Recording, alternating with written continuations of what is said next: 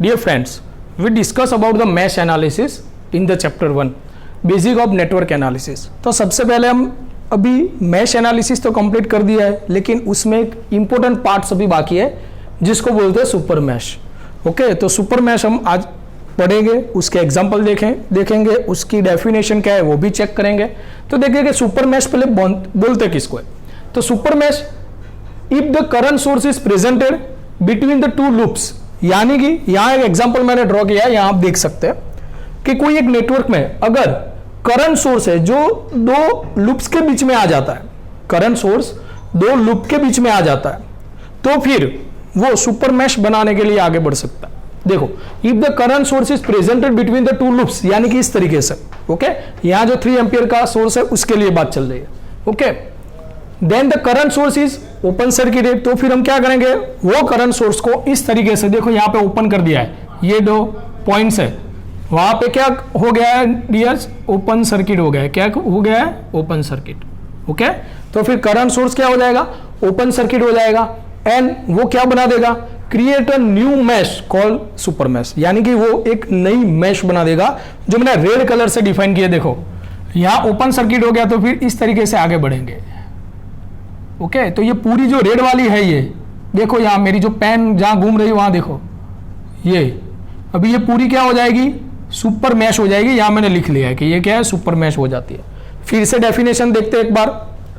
If the current source is presented between the two loops, then the current source is open circuited and he create the new super mesh.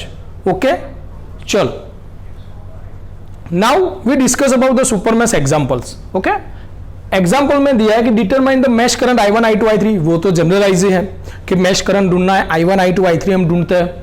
Using the mesh analysis use करना है for the this given network. Okay, अभी network में क्या दिया है उसकी बात कर लेते हैं। पहले 4 वोल्ट का एक सोर्स है I3 लूप में, और I3 ही लूप में एक करंट सोर्स भी है जो I3 और I1 के बीच में आता है। ओके, दूसरा यहां तो कोई खास बात नहीं है, 1 ओम 3 ओम 2 ओम दिया है, यानी कि I1 I2 I3 3 लूप दी है मेरे को। ओके, तो आपको ये क्वेश्चन होगा कि सर अगर मैंने ये सुपर मैश बना दी तो ये दोनों में से एक ही हो जाएगा, तो फिर अभी मेरे पास ये एक सुपर मैश का इक्वेशन रहेगा, एक इसका इक्वेशन रहेगा, यानी कि 2 ही इक्वेशन रहेंगे। और अननोन क्वांटिटी मेरी कितनी है, तो कि I1 है, I2 है और I3 है। अभी मैथ्स का रूल्स क्या है कि जितनी अननोन क्वांटिटी है उतना ही इक्वेशन होना चाहिए, उससे कम नहीं चलता। यानी कि 3 अननोन क्वांटिटी है तो मेरे पास 3 इक्वेशन भी होनी चाहिए। 2 इक्वेशन से मैं सॉल्यूशन कर सकता नहीं हूं, लेकिन अभी एग्जांपल पढ़ेंगे तो कुछ और भी मिलेगा। ओके, तो देखते हैं, हमारे पास 3 इक्वेशन हो ही जाएंगी। ओके, सुपर मैश बनाते हैं फिर भी। चलो, तो ये इक्वेशन का डेटा था, अभी आगे बढ़ते हैं सॉल्यूशन के पास। तो सॉल्यूशन के पास आगे बढ़ते हुए लिख सकते हैं कि हियर 3 एम्पियर का जो करंट सोर्स है, हियर 3 एम्पियर का जो करंट सोर्स है वो मेरा क्या है, कॉमन है। किसके बीच में, कि भाई मैश 1 के बीच में कॉमन है और मैश 3 के बीच में कॉमन है। ओके, तो मैश 1 और 3 के बीच में जो कॉमन है, तो फिर वो क्या बना देता है, तो फिर वो सुपर मैश बना देता है। क्या बना देता है डियर, सुपर मैश बना देता है। तो सुपर मैश बनते वक्त वो दिखता कैसा है। ओके, तो नेटवर्क अभी कैसा बनेगा देखो। तो हियर 4 वोल्ट सेम 1 1 2 1 3, यानी कि सभी रजिस्टर वैसे के वैसे ही है, सिर्फ ये जो 3 एम्पियर का करंट सोर्स है मेरा, वो सिर्फ क्या हो जाएगा, ओपन सर्किट हो जाएगा, और जो ये पूरी है वो सुपर मैश बन जाएगी। ओके, तो इस तरीके से आपको आपका नेटवर्क ड्रॉ करना है। जो करंट सोर्स है उसके बीच में अभी ऐसे ही हम ड्रॉ करेंगे, यह हियर आएगा ओपन सर्किट। ओके, चलो, तो ये नेटवर्क बन गया, आपको पता हो जाएगा। ओके, रेडी, चलो, तभी ये नेटवर्क बना, उस हिसाब से मेरे को इक्वेशन लिखनी पड़ेगी। तो सबसे पहले एक इक्वेशन है, इक्वेशन 1, वो कैसे बनी है देखो। यहां आपको पता जल्दी चलेगा, यहां I3 यहां से आ रहा है और I1 यहां से आ रहा है, यानी कि I1 और I3 की डायरेक्शन अलग है। That's Y I3 minus I1, I3 भी आ रहा है I1 भी आ रहा है, यानी कि डिफरेंस लेंगे। क्या लेंगे, I3 minus I1 is equal to 3 ampere. होगा कि नहीं होगा, I3 यहाँ से आएगा, I1 भी आएगा, यानी कि दोनों का डिफरेंस कितना है, 3 एम्पियर है। तो यहाँ मैंने फर्स्ट ऑफ ऑल इक्वेशन लिख ली I3 minus I1 is equal to 3 ampere. Okay, आप ये भी लिख सकते हो I1 minus I3 is equal to -3, वो भी लिख सकते हो। ओके, लेकिन ये आप हम लिखते हैं बुक के हिसाब से। तो I3 minus I1 is equal to 3 ampere, ये इक्वेशन यहाँ से बनी है। यहाँ से I1 करंट जा रहा है, यहाँ से I3 जा रहा है, दोनों का डिफरेंस यहाँ पे आएगा 3 एम्पियर। तो वो तो मेरे को मालूम हो गया है। तो एक इक्वेशन बन गई। अभी देखो आप, एक सुपर मैश की इक्वेशन बनेगी, दूसरी वाली और तीसरी वाली इसकी इक्वेशन बनेगी, तो फिर हो जाएगा ना 3 इक्वेशन। उसके बाद तो ये सभी तो कॉपी पेस्ट है, यानी कि ये सब तो हम सभी एग्जाम्पल में रिपीट कर रहे हैं। तो यहाँ पे मेरे को पढ़ाना आपको सिर्फ यही है कि केवीएल इक्वेशन कैसे बनाता है। ओके, तो सुपर मैश कोई अलग एग्जाम्पल नहीं है, सिर्फ उसका एक पैटर्न है। ओके, चलो, तो applying KVL for super mesh, super mesh में कैसे अप्लाई करना है, और वहां पर एक छोटा वाला ट्विस्ट है, यानी कि आपका कॉन्सेप्ट अभी बहुत ज्यादा क्लियर होगा। देखना, यहां पे मैं शुरुआत करता हूं यहां से 1 एम्पियर 1 ओम से। तो ये 1 ओम है, उसमें से करंट कौन सा जा रहा है आपको भी पता है, I1 जा रहा है 1 ओम में से। ओके, उसके बाद ये 1 ओम की बारी है, ये 1 ओम की बारी। तो आप क्या बोलोगे कि सर इसमें से I1 और I3 दोनों जा रहे हैं, तो I1 माइनस I3 होगा? नहीं होगा, ये 1 ओम हमको लेना ही नहीं है। क्यों नहीं लेना है? क्योंकि देखो वो जो 1 ओम है यहां ओपन सर्किट में कनेक्ट है, इस तरीके से है, इस तरीके से है, यानी कि ये ओपन सर्किट है। ओपन सर्किट के केस में करंट इज इक्वल टू 0 रहता है, करंट इज इक्वल टू 0 रहता है, यानी कि यहां करंट कोई पास नहीं होता है इस ब्रांच में। ओके, ओपन सर्किट में सिर्फ वोल्टेज ही रहता है, कोई भी वैल्यू हो। Open circuit, ideal open circuit में वोल्टेज इनफाइनाइट, करंट 0। ओके, तो फिर यहां पे कोई करंट ही नहीं जाएगा, क्योंकि यहां पे सर्किट ब्रेक है। आपको भी पता है, कोई वायर अगर ब्रेक हो जाए तो करंट पास होगा, पता है ना आपको? नहीं होता है। ओके, तो फिर यहां पे जो 1 ओम है, अगर मैं उसकी इक्वेशन भी लिखता हूं 1, करंट जो भी जा रहा है तो करंट क्या आएगा? 0 आएगा, यानी 1 इंटू 0 0। तो फिर ये ब्रांच हमको कंसीडर ही नहीं करनी है। यही सिर्फ मैश एनालिसिस का मेन इंपॉर्टेंट थिंग है। चलो, तो ये 1 हो गया, ये लेना नहीं है। आगे बढ़ते ये माइनस, यहाँ आगे बढ़ते बढ़ते यहाँ पे पहुंचे तो ये -4 आए, लिख लिए। यहाँ आगे बढ़ते बढ़ते इस 1 ओम पे आए तो यहाँ पे 2 करंट जा रहा है, I3 भी जा रहा है, I2 भी जा रहा है, तो I3 माइनस I2।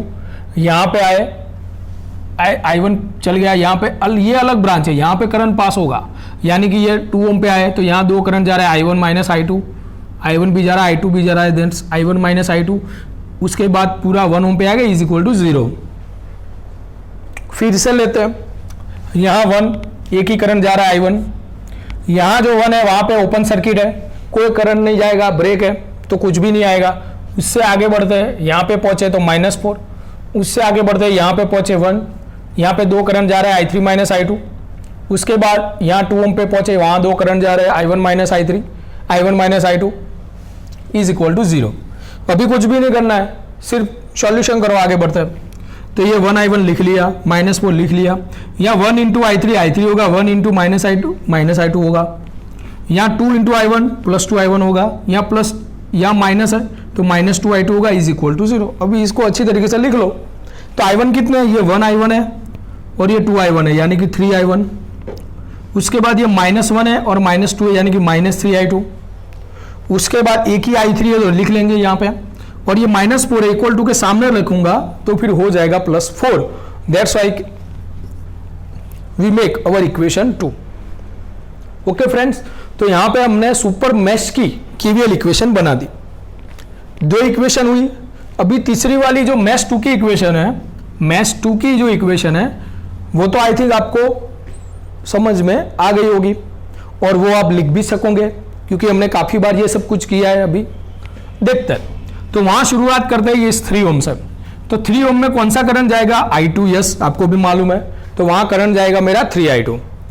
उसके बाद I2 से आगे बढ़ गए, यहाँ पे पहुंचे तो 2, यहाँ पे 2 करंट जा रहा है, I2 भी जा रहा है, I1 भी जा रहा है, तो 2 ओम में कौन से करंट जाएंगे? I2 माइनस I1 जाएगा, तो I2 माइनस I1। उसके बाद अभी ये 1 ओम पे आ गए तो 1 ओम में 2 करंट जा रहा है, I2 भी जा रहा है, I3 भी जा रहा है, that's why we make I2 minus I3। अभी पूरा हो गया, I3 पे फिर से आ गए, that's why is equal to 0। अभी कुछ नहीं करना है, सिर्फ सॉल्व करते हैं। ये 3i2 हो गया मेरा, ये 2 इंटू i2 2i2, ये 2 अभी माइनस है तो माइनस 2i1, ये प्लस 1i2 के साथ मल्टीप्लाई होगा तो i2 होगा, ये माइनस i3 है, that's why 1 into minus i3 is equal to 0। अभी उसको अच्छी तरीके से लिख लेते हैं, देखते हैं।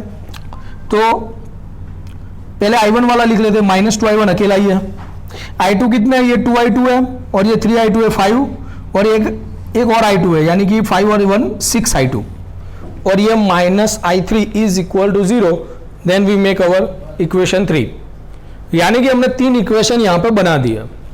ओके, इक्वेशन 1 जो हमने ये करंट सोर्स के हिसाब से बनाई थी, i3 minus i1 is equal to 3 ampere. दूसरी इक्वेशन हमने सुपर मैश में से बनाई, ये वाली, और तीसरी इक्वेशन तो ये सिर्फ नॉर्मल है, ये वाली।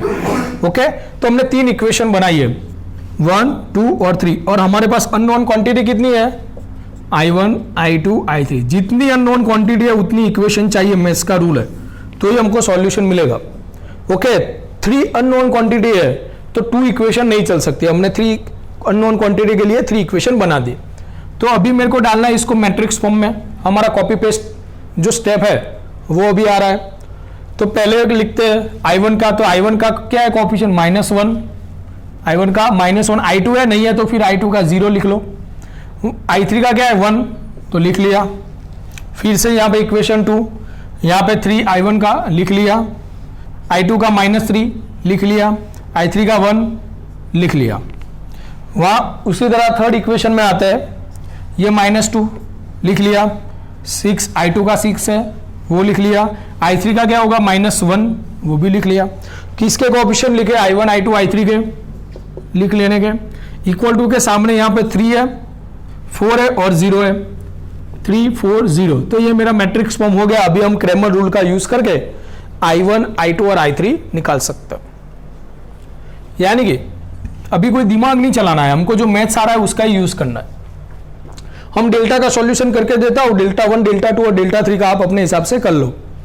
डेल्टा का करते तो पूरा मैट्रिक्स आएगा, ये -1 यहां रखेंगे, -3 इंटू -1 होगा +3 लिख लिया, माइनस लिख लिया, 6 इंटू 1 6। अभी उसके बाद माइनस आएगा और यहां जो भी है वो रखेंगे 0। अभी आप ये स्टेप नहीं लिखोगे तो भी चलेगा, आपको अच्छी तरीके से समझ में आए इसके लिए मैंने लिखा है। अभी ये 0, तो अभी कौन सा मल्टीप्लिकेशन होगा, 3 इंटू -1 तो -3 होगा, माइनस अभी बीच में एक माइनस आएगा, और -2 इंटू 1 होगा -2, और माइनस माइनस प्लस होगा +2। ओके, चलो अभी ये 1 वाला यहां लिख लिया, तो 6 इंटू 3 18, और -3 इंटू -2 तो होगा +6, लेकिन बीच में तो जो आता है माइनस वो तो है। Okay, ready. तो ये आपका मैट्रिक्स हो गया। अभी ये 0 से मल्टीप्लाई होके कुछ भी हो तो वो मेरे को निकाल ही देना है।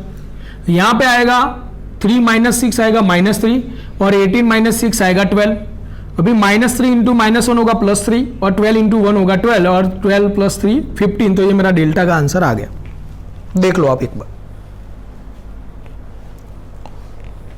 ओके, चलो अभी आपको क्या करना है, डेल्टा 1 यानी कि मैंने सिखाया आपको 1 के लिए क्या करोगे, यहां पे हाथ रखोगे, जो भी 3 4 0 यहां पे रख देंगे, तो अभी मैट्रिक्स बन जाएगा मेरा। ये यहां पे आता है तो 3 4 0, बाकी वही का वही, ये वही का वही आएगा।